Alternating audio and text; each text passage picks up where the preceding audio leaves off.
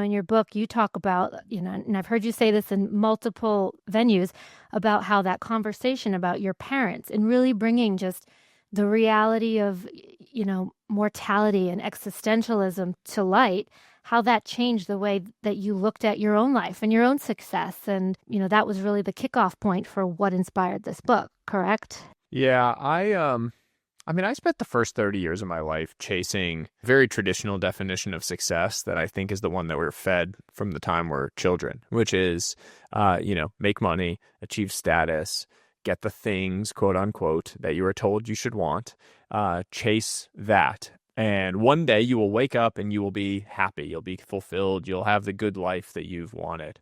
And along that journey, I did achieve a number of those things. But unfortunately started to see cracks forming in all of the other areas of my life. I mean, I was living 3,000 miles away from my parents, not seeing them more than once a year. My relationship with my sister was really suffering. My wife and I were struggling to conceive at the time. That was creating a real strain in our life. I was drinking 6-7 nights a week. My mental and physical health were in disarray. All of these other... You were in finance, right? I was working in finance. Yeah, that's right. that'll Yeah. do it. Yeah. And look, I actually, I don't think it was so much about the job or the people. I mean, I worked with great people. Like I loved my colleagues. I thought they were great. It was challenging, intellectually stimulating work.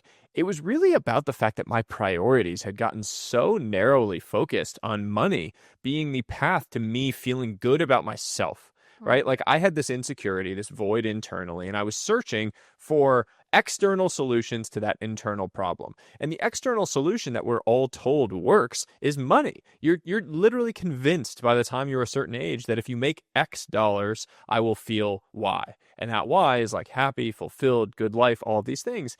And you don't actually have to look far to disprove that idea. How many people do you know that are really rich but super miserable?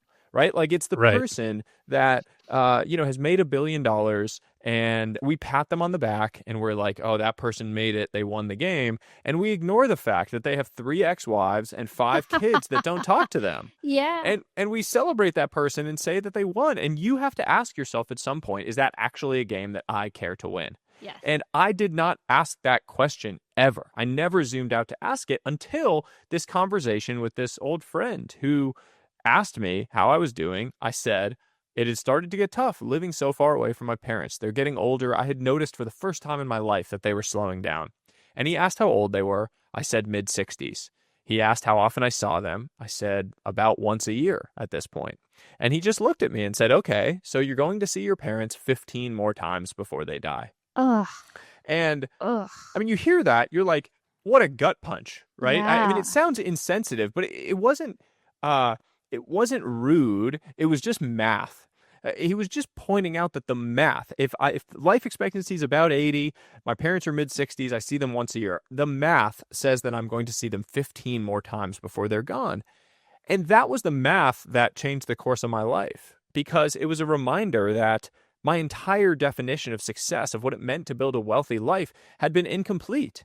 I've been focusing on the one thing of making money at the expense of everything else, rather than building all of it together. Yeah, and that is certainly when you put things into perspective, especially for time frames, it makes things all too real, like way too real. And I know for me, I know you have a 2-year-old? Yeah, almost 3 now.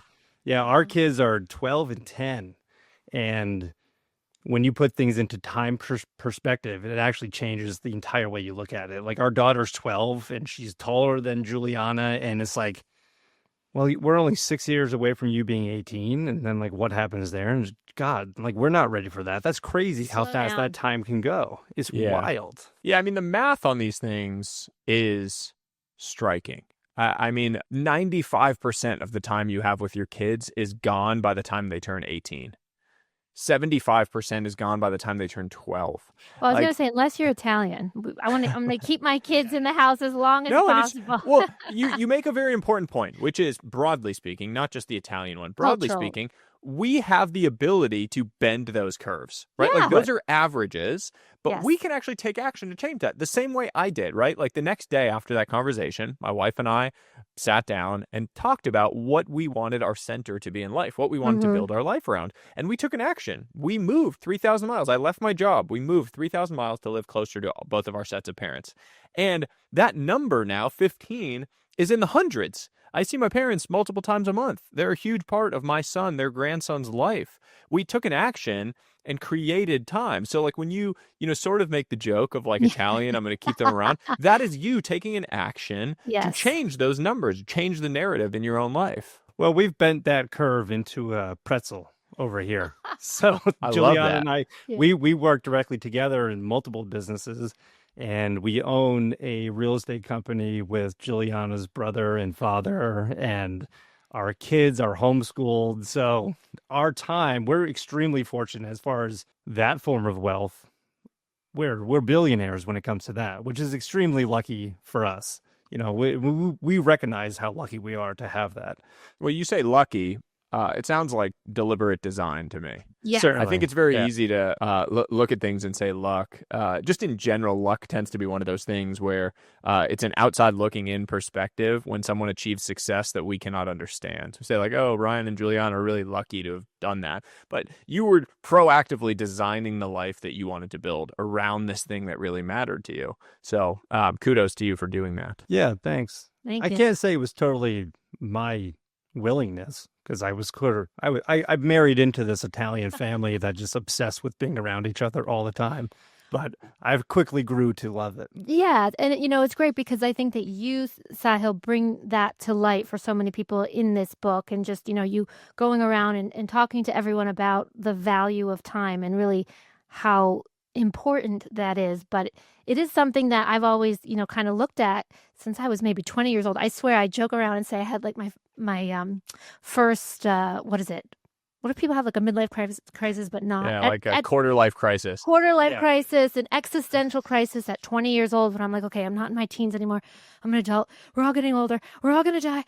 And anyway, so I've always had in mind, like, time is so important, and family, to me is the best, the most important thing in the world. So how do I want to spend my time? With the people I love, doing the things I love to do. And I know that not everyone loves, of course, everyone has people that they love and wants to be around them. But like you said, so many people just have this idea of success as being something else. And I love that you really push the different ways of defining success for people and putting it into just a nice way that people can apply it to their own lives. And that wraps up this episode of On the Edge with Ryan and Juliana. Thank you so much for listening, and please be sure to subscribe to our show on your favorite podcast platform. We'll see you next time.